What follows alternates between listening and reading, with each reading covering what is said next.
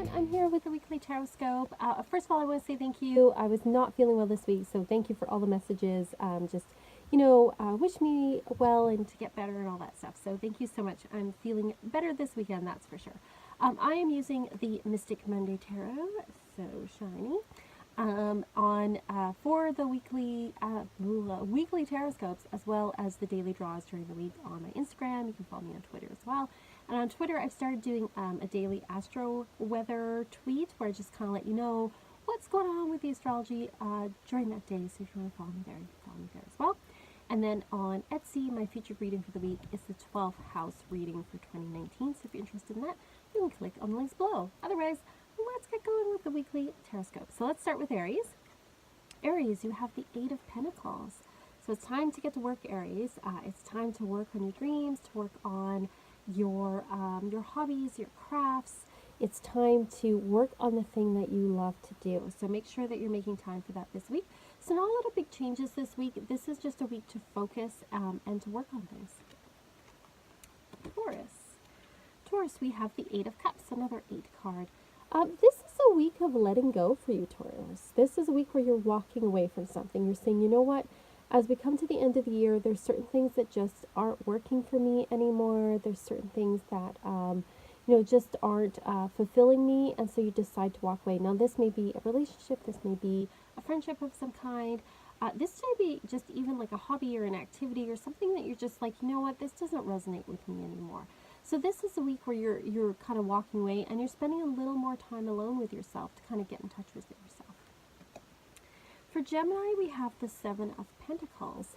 Gemini, you're reassessing things as we get towards the new year. You're reassessing what is it that, how can I put more effort into my goals? What can I do differently? So you're not throwing out the baby with the bathwater, so to speak. It's not that you're totally changing your goals, but you're thinking, how do I reapproach them? What needs more effort and what needs less effort? What can I prune? What can I water? So you're really looking at how do I grow further the things that that I'm working on for the year. For Cancer, we have the Nine of Wands. So Cancer, you may feel really tired or emotionally drained. This card is encouraging you to keep going, even if you feel like you can't. It's saying that the end is in sight, there is a light around the corner, and that you can get to the end. So don't be discouraged, you're almost there. For Leo, we have the Tower.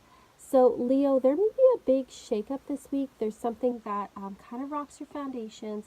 Now, this doesn't necessarily mean negative. I know sometimes people, when they see the Tower, they, freak out a little bit. But sometimes it can be a good thing that shakes us up. But there's news of some kind that kind of throws us off, that, kind of changes the way that we're perceiving things at the very least. So watch for that this week. It's asking us to reassess, kind of the ground that we're standing on. And sometimes we need those shakeups. Sometimes we need those shakeups to really reevaluate things, or to put us back on track. So for Virgo, we have the King of Swords. Virgo, this is a week of decision making, and it's one where you may have to make some very clear-cut decisions that are for very logical reasons that maybe other people don't always understand. This is always also a good time to make any kind of business decision or legal decision, anything that involves paperwork. This is the work to get it done, or the week to get it done. For Libra, we have the Three of Swords. So Libra, this might be a week of mourning for you, a week where you're feeling some loss, and this doesn't necessarily mean that anything's going to happen this week. It might be that with the holidays arriving, it might be that you're grieving things, you're missing someone, or you're missing something that you used to do, but there's, it's okay to let ourselves, feel sad about things as long as it's not something that we wallow in. For Scorpio, we have the Moon. Scorpio, you're going to be very in touch with your intuitive side this week. Pay attention to your dreams. This is not a week to make decisions. This is a week where, you're definitely getting in touch with your intuitive side. You're getting in touch with your subconscious. So it's a week of quietness and a week of introspection. And just know that you may not have all the information yet to make a decision. For Sagittarius, we have Justice. this is an interesting card to get because Sagittarius does rule the law, so to speak. We have Jupiter has moved into Sagittarius recently. We have a lot of Sagittarius energy going on right now. So this is a time to make some decisions, and much like Virgo, you're making decisions that you are trying to be fair and balanced with them. It is also a really great week for any legal decisions, any kind of paperwork, anything official. For Capricorn, we have the Hierophant. Capricorn, it's not a week to rock the boat. It is a week to go with tradition, go with order. You're comfortable with that. Doing things the way they were done before. So it's all about tradition and order and going with the flow and going with authority. And if you're in a position of authority, this is definitely a good indication. Things will go well this week. But it's also saying that this is not the time to challenge authority as well. This is a time where you need the support of those around you. You need the support of people that are in authority in order to move things forward. For Aquarius, we have Temperance. It's going to be a very balanced week for you, a week where you're feeling emotionally balanced, like you're on track. It's a week of spiritual guidance, so pay attention to your intuition.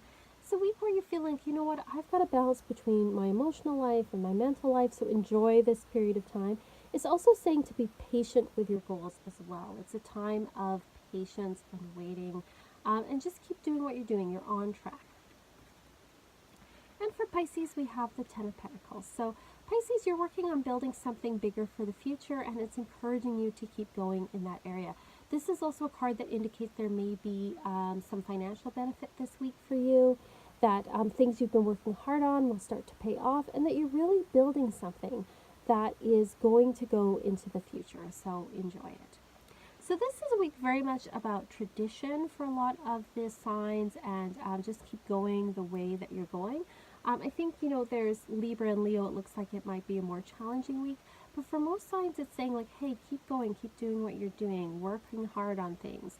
I think Cancer as well, it was a little bit challenging. So we'll see how the week kind of plays out. It's not a super busy week astrologically. So kind of keep going with what you're doing. All right, if you have any questions or any comments, please put in the comments below. Thank you so much for watching, and all the comments and everything. It's really wonderful. And I hope you have a really wonderful and awesome week. And as always, peace, love.